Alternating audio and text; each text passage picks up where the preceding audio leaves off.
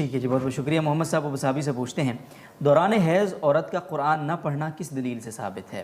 میری اہلیہ الہدا سے قرآن پڑھی ہوئی ہیں اور اقرا اسکول سے انہوں نے حفظ کیا ہے. ان کو بتایا گیا ہے کہ بھول جانے کے ڈر کی وجہ سے 10 دن کا بریک بہت زیادہ ہے، لہٰذا ہاتھ میں کپڑے کے دستانے پہن کر قرآن کو چھوا بھی جا سکتا ہے اور پڑھ بھی سکتے ہیں. کیا یہ بات صحیح ہے؟ حدیث میں آتا ہے لا تقرأ الحائض ولا الجنوب شیئا من القرآن، حائضہ عورت اور جنوبی قرآن نہ پڑھے. اگرچہ یہ حدیث ضعیف ہے مگر صحابہ اور تابعین کے فتاوی سے اس کی تائید ہوتی ہے. حدیث جو ہے نا اسماعیل ابن عیاش کی وجہ سے، سند کی وجہ سے ضعیف ہے، اور اس کے جتنے طرق ہیں حدیث کے سب ضعیف ہیں. لیکن جنبی کے بارے میں جو حالت جنابت میں ہو اس کے بارے میں تقریباً پوری امت کا اجماع ہے کہ صحابہ کے تابعین کے فتاوی ہیں کہ وہ قرآن کی تلاوت نہیں کر سکتا. تو اب دیکھا جائے تو جنوبی جو حالت جنابت ہے وہ بھی حدث اکبر ہے، تو حیض کی حالت بھی حدث اکبر ہے، اس میں بھی غسل فرض ہوتا ہے، اس میں بھی غسل فرض ہوتا ہے.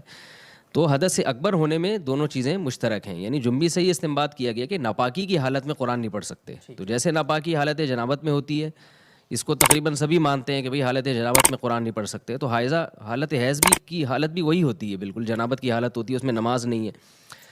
تو اس لیے راجح قول جو دلیل کے لحاظ سے قوی ہے وہ یہی قول ہے کہ حائضہ عورت نہ تو قرآن کو ہاتھ لگا سکتی ہے کیونکہ اس کے لیے بھی طہارت ضروری ہے، اور نہ قرآن کی تلاوت کر سکتی ہے. البتہ حفظ کی نیت سے یا قرآن بھول جانے کے ڈر سے دستانے پہن کے تو ہاتھ نہیں لگائے، کیونکہ جو دستانے جب آپ نے پہن لیے تو آپ کے جسم کا حصہ بن گئے.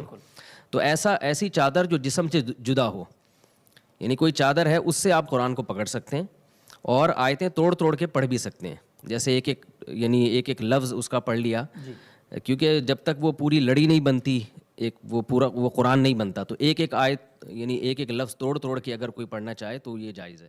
دوستو اس طرح کے اچھے بیانات سننے کے لیے ہمارے چینل کو سبسکرائب کرو اور ساتھ بیل کا آئیکن پریس کر کے آل سلیکٹ کرو. شکریہ. پھر ملیں گے نیکسٹ ویڈیو میں. اللہ